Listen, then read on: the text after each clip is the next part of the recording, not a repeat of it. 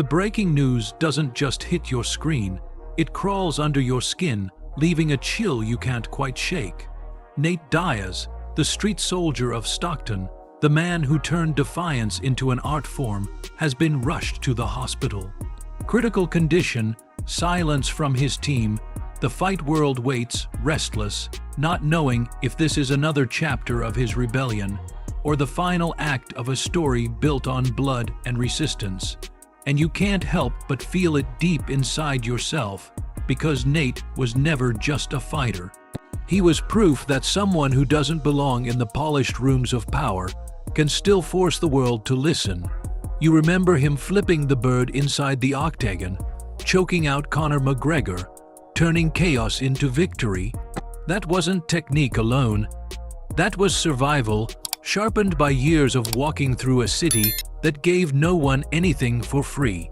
Nate embodied something you secretly crave but rarely admit. The courage to live unpolished, to never bend the knee, to scream with your entire being that you exist, no matter who tries to silence you. But rebellion has a cost. And while you cheered the scars, laughed at the sound bites, celebrated the outlaw energy, those same scars have always been debts waiting to be collected. It's easy to think of toughness as infinite. You see the granite chin, the endless cardio, the Stockton slap, and you believe men like Nate Diaz can't break. But what if the very thing that made him immortal in your mind is the same thing dragging him into fragility now? Every punch absorbed, every cut stitched, every lawsuit fought outside the cage, none of it disappears. It stays lodged in the body, in the soul, like silent weights that only reveal themselves when it's too late. You realize then that heroes don't collapse all at once. They erode slowly, and the fall feels sudden only because you weren't paying attention. Nate's silence now is louder than any words he ever spit at the UFC, louder than any middle finger raised on live TV. Silence means the fight might finally be slipping from his hands, and you begin to wonder if this was always the hidden question in his career. Not how much can Nate endure, but what happens when the fight finally outlasts him. The answer terrifies you because it isn't just about him, it's about you. About how long you've carried your own rebellion, your own scars, convincing yourself you'll always be able to bear them. But behind the headlines, Nate's story doesn't begin with belts or bloodied arenas. It begins in Stockton, a city that shapes its children like steel bent in fire. April 16, 1985. Nate Diaz was born into a world where survival wasn't optional. His father, a construction worker. His mother, stretched thin between jobs. And his older brother, Nick, already walking the tightrope between chaos and discipline. You see, for Nate, fighting wasn't about glory. It was about identity. In a city where crime whispered around every corner, where poverty pressed down like a constant weight, standing your ground wasn't bravery, it was necessity. At 11 years old, while other kids his age swung bats and chased basketballs, Nate walked into Cesar Gracie's gym, following his brother's footsteps. There, the mats became his church, his confession booth, his battlefield.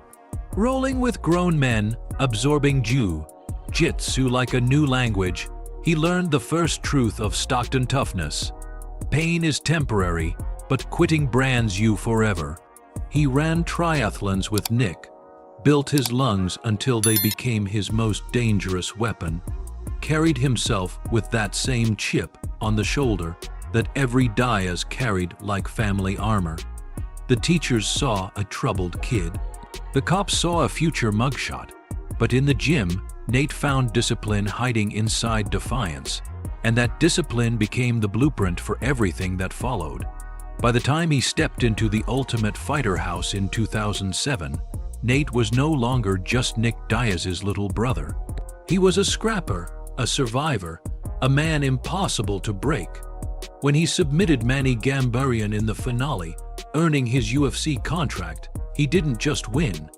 He stepped out of his brother's shadow and carved his own name in blood and grit. And yet, even then, you could feel it. Nate didn't fight like the others.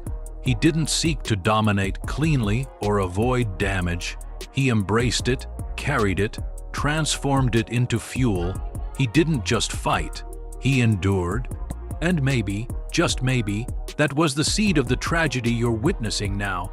Because endurance is a double-edged sword. The very thing that makes you immortal in the moment also becomes the slow erosion of everything you are. And as you picture Nate lying in a hospital bed, machines humming where roars of crowds once filled the air, you realize the haunting truth. Stockton toughness was always both his gift and his curse. And now you ask yourself, what is endurance costing you? How many blows have you taken in silence, convincing yourself you're unbreakable? And at what point does the fight stop being a choice and start being a slow surrender you can't even see? It was a reminder you can't escape, a whisper that time spares no one, not even Stockton soldiers. You scroll through the voices online, faceless fans typing what others are afraid to say aloud. He should have retired after Ferguson. This is painful to watch. Their words sting because they don't just describe Nate. They describe the inevitable decline that one day will claim you too. The cruel clock that makes legends look ordinary, that turns rebellion into regret. The Masvidal fight in 2024 was supposed to rewrite the narrative, to prove the doubters wrong, and in some ways it did. Nate walked into that cage with the same iron lungs, the same defiance stitched into his movements. He threw over 700 punches, absorbing firestorms, daring his opponent to break him. And in the end, his hand was raised. A majority decision, victory, redemption, or so it seemed.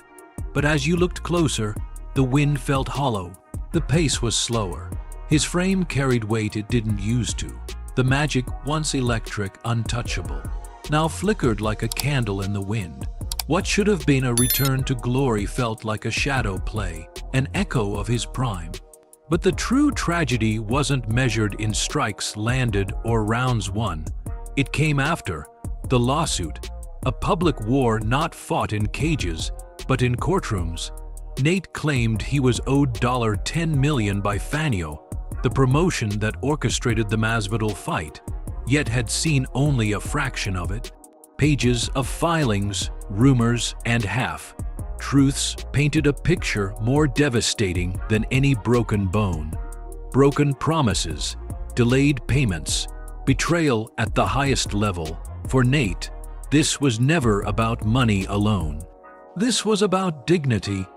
After years of underpayment in the UFC, he had walked out on his own terms, believing freedom would finally mean fairness. And yet, here he stood again, shortchanged, disrespected, humiliated. You can almost feel the weight of that betrayal on your own chest, because you know what it's like to give everything, to bleed for something, only to have the world tell you it's still not enough. The money is a number, but the respect, that's the currency that kept him alive all those years. And now, even that was slipping away. That lawsuit didn't just bleed him financially. It drained him spiritually. Friends close to him whispered of changes. Nate, the same man who once thrived on chaos, who stared down boos and jeers with a smirk, was retreating from the very world that had once lifted him up. He skipped public events. His circle tightened. His trust, once already scarce, became nearly impossible to earn. The warrior who once stood bare, chested in the storm, now built walls higher than anyone could climb. And in that retreat, loneliness bloomed. The same Stockton pride that once kept him standing began to calcify into Stockton exile. Nights became longer. Rumors crept in like shadows at the edge of the room, drinking more than usual, confrontations at bars. Long stretches of silence where even his old training partners admitted, "I haven't heard from him in a while." You start to realize that the real fight was never in the cage. It was in the quiet hours when the lights dim, when there are no cameras to validate your existence. That's where the toughest battles lie, and that's where Nate seemed to be losing, because his greatest strength had always been his durability, the iron lungs, the unbreakable chin, the man who could bleed rivers and still keep walking forward. But durability is a trap. It tricks you into believing you're immune, that you can take infinite punishment without consequence. And then one day, the debt arrives, and by 2025, that debt was impossible to ignore. Fans noticed it first. At public signings, Nate walked with a limp, his knees stiff, each step a reminder that the wars never truly end. His frame looked heavier, not with muscle, but with time. His face, once carved by determination, now sagged with the wear of 1,000 scars. Online, whispers turned sharp. Does Nate have CT? He looks 20 years older than he should. These weren't trolls.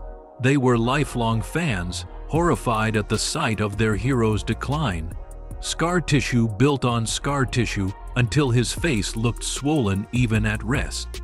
His words, once dismissed as Stockton slang, now seemed slower, slurred, as if his tongue carried the weight of his wars. Teammates muttered that he repeated himself more. Fans noticed erratic behavior online, cryptic captions, incoherent videos, sudden disappearances. To some, it was trolling. To others, it looked like the shadows of neurological collapse, and you're forced to confront the truth you never wanted to admit. Nate Diaz's fighting style was never meant to age gracefully. He was not elusive like Mayweather, not surgical like Georges St. Pierre. He was a grinder, a brawler, a man who broke others by refusing to be broken himself. That style makes legends, but it also ensures tragedy. Every war, every exchange, every scar was not a badge of honor. It was a tally mark on the body's final bill. And by 2025, the bill had come due. Insiders whispered of arthritis in his knees, of chronic fatigue and insomnia. Some claimed doctors advised him to stop training, that his joints were deteriorating faster than men decades older. Others speculated about autoimmune conditions triggered by years of extreme stress. None of it confirmed, all of it believable, because how could anyone endure what he endured and walk away whole? And then came the silence, perhaps the most haunting part of it all. For a man who built his empire on defiance, his voice growing quiet felt like the death of something greater than flesh. Interviews dried up. Social media turned sporadic. Cryptic posts, vanishing acts, long stretches of nothing. For some fighters, silence means focus, preparation for war. For Nate, it felt like retreat, like surrender. Even those closest whispered of isolation. He didn't want sparring partners, didn't want gyms, didn't want people. The fighter who once lived off the energy of fans now hid from them. And silence, you realize, is its own kind of scream. It tells you something has broken inside, a foundation eroded beyond repair. And just when you thought the decline couldn't grow darker, came the moment that shattered everything. The reports came like whispers in a storm. Half seen, half believed. Nate Diaz rushed to the hospital. Critical condition, no confirmation. No statement from his team, just fragment. Leaked screenshots, cryptic posts, journalists piecing together what little they knew. And suddenly the illusion shattered.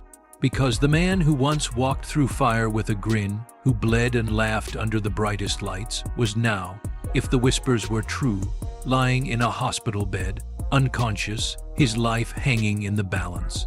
And maybe, if you look back, you realize the signs had always been there. The silence, the exile, the lawsuits, the body that refused to bend until it finally broke. The lost fire hiding behind cryptic captions. It was all pointing to the same truth you didn't want to see. A man unraveling quietly, tragically, while the world kept cheering for one more fight. When the news first broke, the MMA world froze. Because if Nate Diaz could fall, anyone could. If the Stockton soldier, the embodiment of grit and defiance, could be reduced to hospital machines and monitored vitals, what chance do you have against your own slow decline? It didn't feel real. It felt like hearing the ocean had dried up, or the sun had stopped rising. The man who was indestructible had become fragile. The headlines didn't help.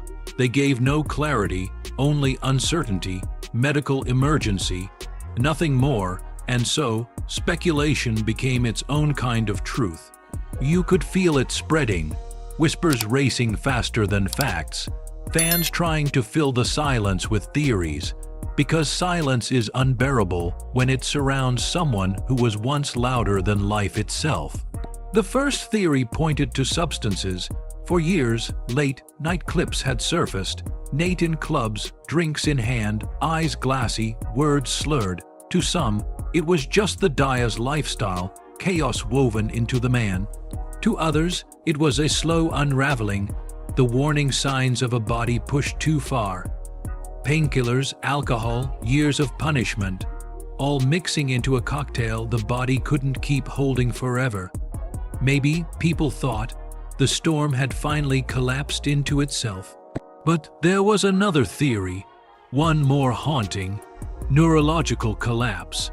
The cost of that granite chin, the gift that made Nate immortal in the cage, might have been the very thing undoing him outside of it.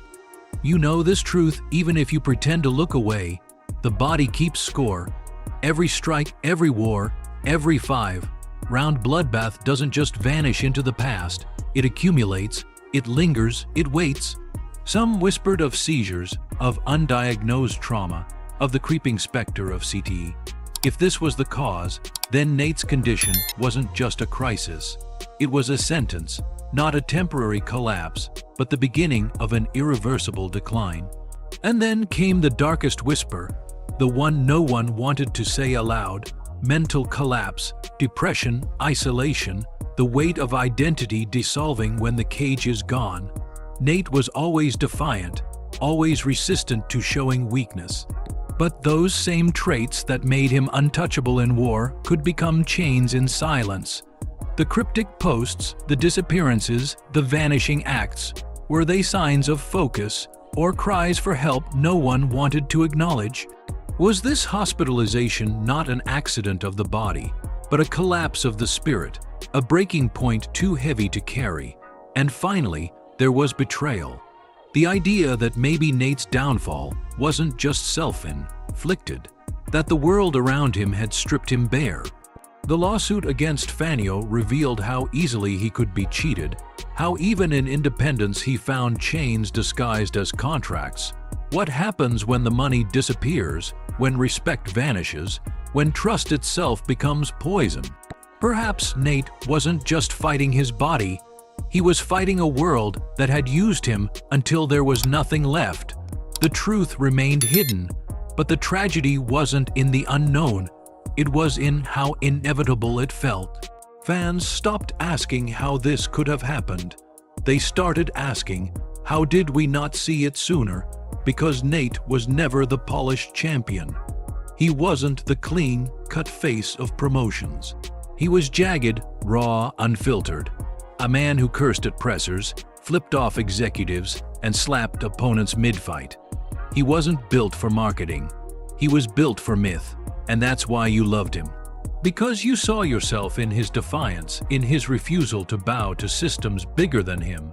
But when the reports came, when the silence deepened, the entire fight world paused. Dana White, the man who clashed with Nate for years, gave only a brief no comment, not indifference. Something heavier.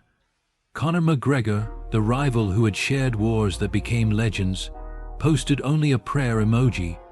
Jorge Masvidal, a broken heart. Dustin Poirier, respect always, Stockton soldier.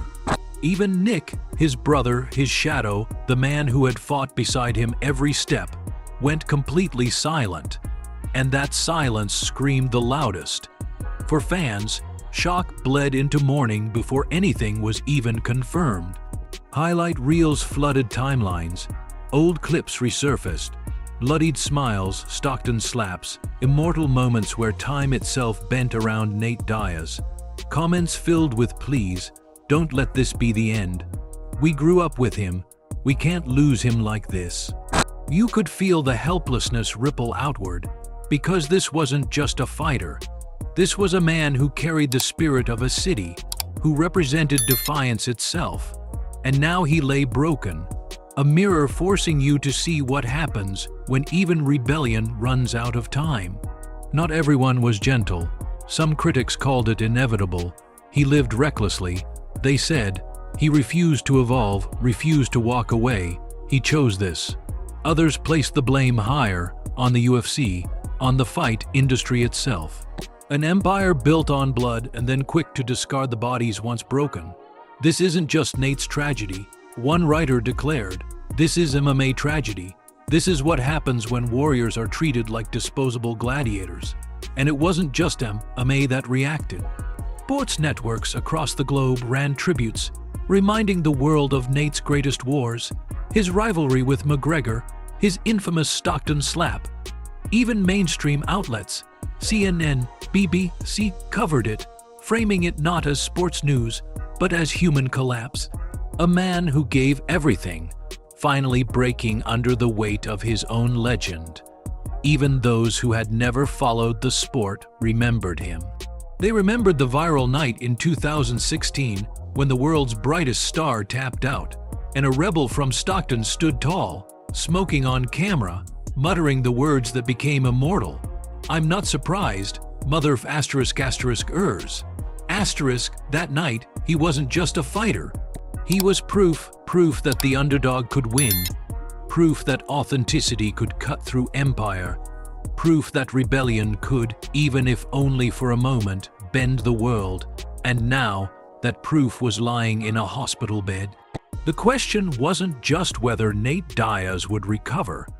The question was whether any of us could face the truth his collapse revealed, that the body always collects its debts, that silence always speaks, that even legends bleed the same as you.